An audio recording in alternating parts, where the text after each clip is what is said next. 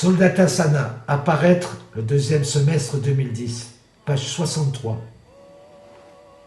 Nous retrouvons Alba au moment où elle claudique en direction du tournant des deux pierres.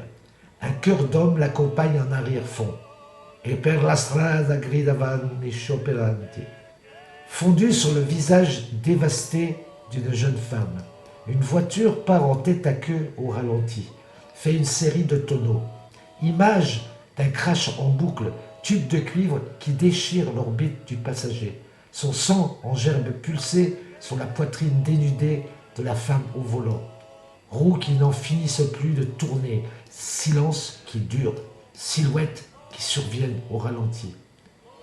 Les images se décomposent, le drone s'éloigne, mis au point du diaphragme, une paire de bœufs qui poussent du front contre la pente, carabiniers à cheval qui disparaissent au détour d'un virage, objectifs croisés qui balayent la campagne, l'oratoire de Groupasseux coiffé de son béret d'ardoise, dans le ciel, aquarelles et miroirs, une procession de cumulus qui survole les chancrures en épis d'une cavalcade de promontoires. Plus loin, un patchwork de parcelles fraîchement coupées, le ruissellement touffu des ravines, le nœud à sec de 3 torrents dominés par des éperons près de la cantonnière, naguère un fameux restaurant.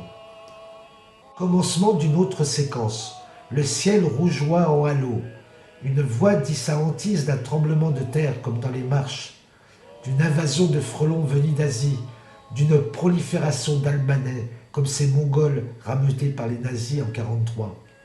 De face à nouveau, la jeune femme défigurée. Derrière elle, une lance de feu déchire le coton beige des nuages et incendie le chêne blanc de flamèches argentées. Un éclair prodigieux zèbre le ciel. Cours, cours, Alba. Trop tard. La foudre rattrape la défigurée dans l'épingle à cheveux qui conduit à la cabana. Le ciel est d'encre. L'averse s'est transformée en déluge. Elle flagelle le dos d'Alba et cingle ses mollets.